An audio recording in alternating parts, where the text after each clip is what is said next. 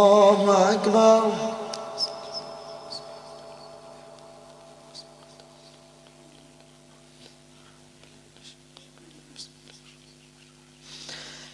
الحمد لله رب العالمين الرحمن الرحيم مالك يوم الدين إياك نعبد وإياك نستعين اهدنا الصراط المستقيم صراط الذين أنعمت عليهم غير المغضوب عليهم ولا الضالين. سيقول السفهاء من الناس ما ولاهم عن قبلتهم التي كانوا عليها قل لله المشرق والمغرب يهدي من يشاء إلى صراط مستقيم وكذلك جعلناكم أمة وسطا لتكونوا شهداء على الناس ويكون الرسول عليكم شهيدا وما جعلنا القبلة التي كنت عليها إلا لنعلم من يتبع الرسول ممن ينقلب على عقبيه وإن كانت لكبيرة إلا على الذين هدى الله وما كان الله ليضيع إيمانكم إن الله بالناس لرؤوف رحيم. قد نرى تقلب وجهك في السماء فلنولينك قبلة ترضاها فول وجهك شطر المسجد الحرام وحيث ما كنتم فولوا وجوهكم شطره وإن الذين أوتوا الكتاب ليعلمون أنه الحق من ربهم وما الله بغافل عما يعملون. ولئن أتيت الذين أوتوا الكتاب بكل آية ما تبعوا قبلتك وما أنت بتابع قبلتهم وما بعضهم بتابع قبلة بعض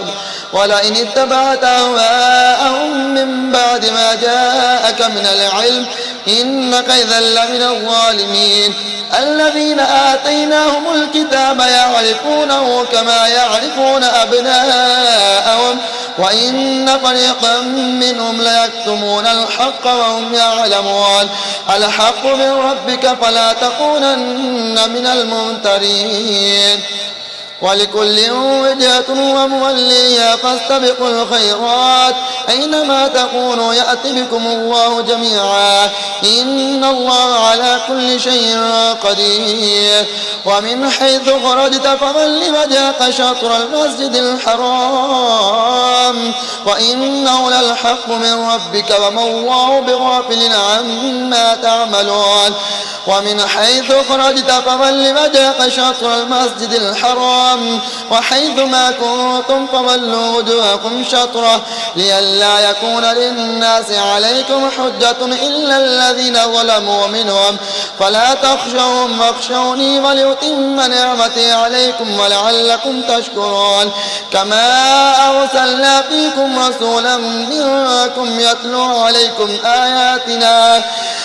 عليكم آياتنا ويزكيكم ويعلمكم الكتاب والحكمة ويعلمكم ما لم تكونوا تعلمون. فاذكروني يذكركم واشكروا لي ولا تكفرون. يا أيها الذين آمنوا استعينوا بالصبر والصلاة إن الله مع الصابرين. ولا تقولوا لمن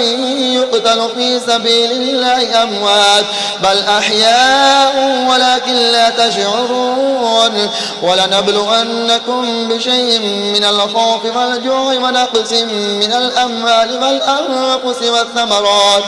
وبشر الصابرين الذين إذا أصابتهم مصيبة قالوا إنا لله وإنا إليه راجعون. أولئك عليهم صلوات من ربهم ورحمة وأولئك هم المهتدون. إن الصفا والمروة من شعائر الله فمن حج البيت أو اعتمر فلا جناح عليه أن يطوف بهما فمن تطوع خيرا فإن الله شاكر عليم إن الذين يكتمون ما أنزلنا من البينات والهدى من بعد ما بيناه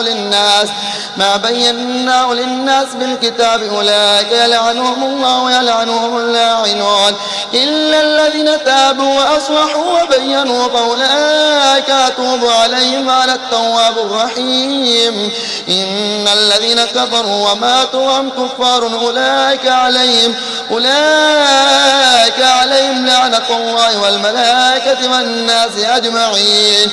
خالدين فيها لا يخفف عنهم العذاب ولا هم ينظرون وإلهكم إله واحد لا إله إلا هو الرحمن الرحيم إن في خلق السماوات والأرض واختلاف الليل والنهار والفلك التي تجري في البحر بما ينفع الناس وما أنزل الله من السماء من ماء فأنزل الله من السماء من ماء فأحيا به الأرض بعد موتها وبث فيها من كل دابة وتصريف الرياح والسحاب المسخر بين السماء والأرض لآيات لقوم يعقلون ومن الناس من يتخذ من دون الله أندادا يحبونهم كحب الله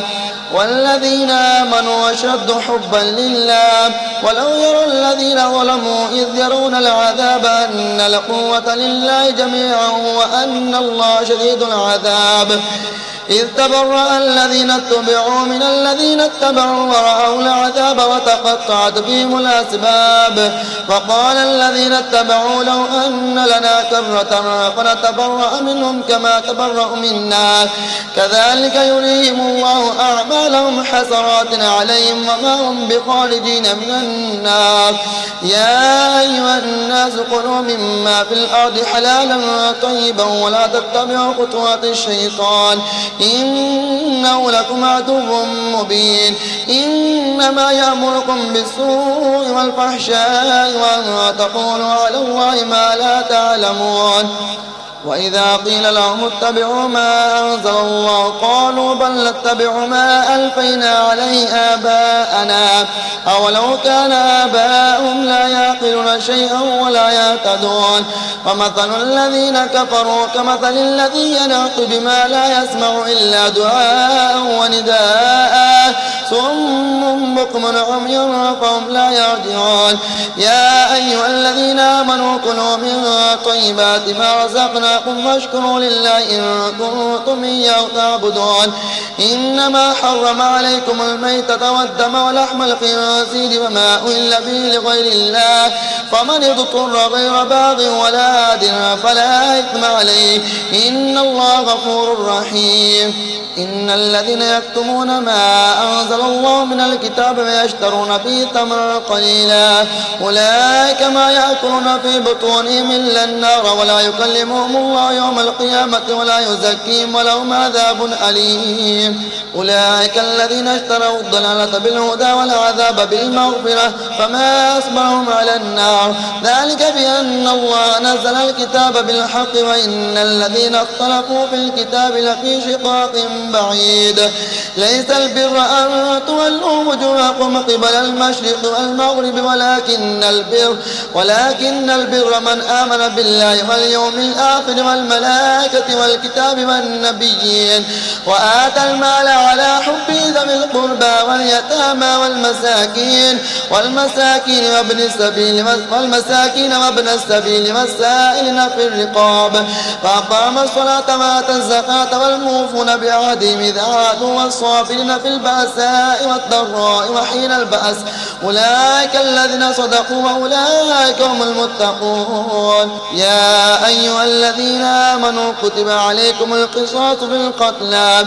الحر بالحر والعبد بالعبد والأنثى بالأنثى فمن عفي له من أخيه شيء فاتباع بالمعروف وأداء إليه بإحسان ذلك تخفيف من ربكم رحمة فمن اعتدى بعد ذلك فله عذاب أليم. ولكم في القصاص حياة يا أولي الألباب لعلكم تتقون. كتب عليكم إذا حضر أحدكم الموت إن ترك خيرا الوصية للوالدين والأقربين بالمعروف حقا على المتقين فمن بدله بعدما سمعه فإنما إثمه على الذين يبدلونه إن الله سميع عليم.